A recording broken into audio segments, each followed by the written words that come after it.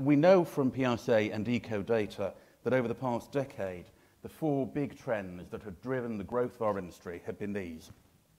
CEOs investing more in corporate reputation, the rise of digital, PR diversifying into broader marketing offerings, and a shift from advertising and towards PR. And all four of those trends have been turbocharged by this crisis, and they've led us once again to growth. To my mind, this period has brought out the very best in our industry.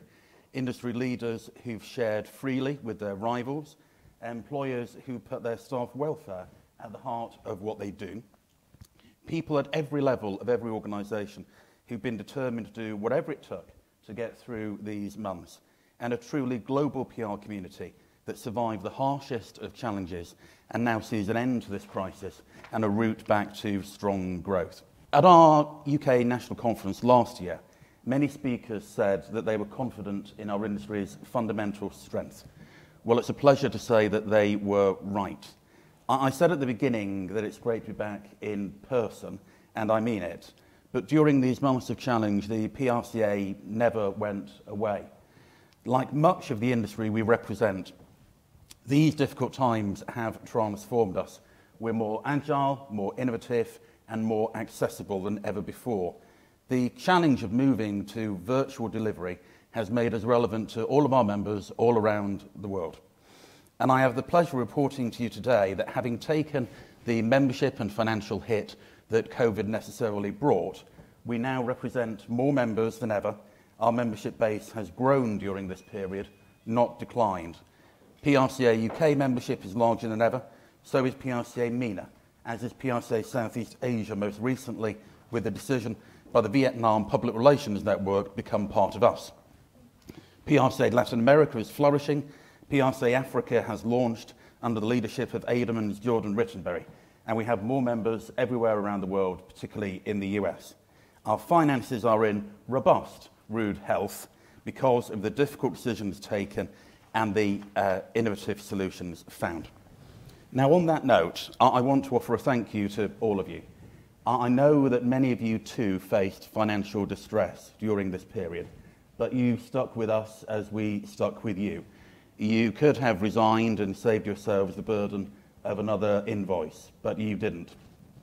So a heartfelt thank you from me, from the PRCA board, and from the PRCA team to you, our members. Now, that transformation that the PRCA undertook took many forms, and to highlight just a few, the unprecedented member collaboration we saw, engaged in by many people, but to highlight one, the COVID task force led by Tony Langham, the work of our Race and Ethnicity Equity Board under the leadership of Barbara Phillips, our Equity and Inclusion Advisory Council launched just last week under the leadership of Sudha Singh, the Power of PR campaign under the leadership of our Chairman of Fellows, Alison Clark, our work to support practitioners who'd lost their jobs by giving them free membership and free training, our work to give young people a start in the industry by running the government's Kickstarter programme with about 100 new roles created by it, our unheard of interaction with the government, with weekly calls that continue today and with engagement on a regular basis with business ministers, a consistently high profile making the case for our industry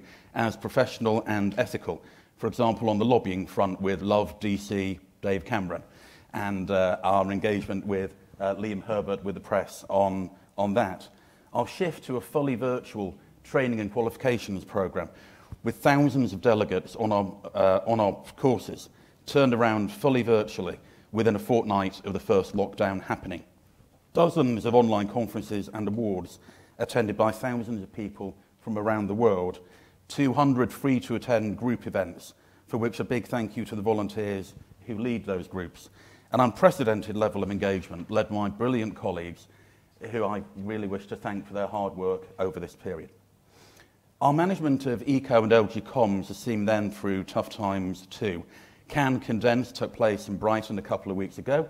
It's not quite the south of France, but it certainly was enjoyable for the people there. Edelman won gold. The UK team won the Young Lions for the first time ever. ECO now has a seat on the Council of Europe, and more associations are members than ever before. LG Comms is bigger than it's ever been, and its first virtual academy, supported by the GCS, was outstanding. So your association has fared pretty well during these slightly tricky times, and I thank you again for your support.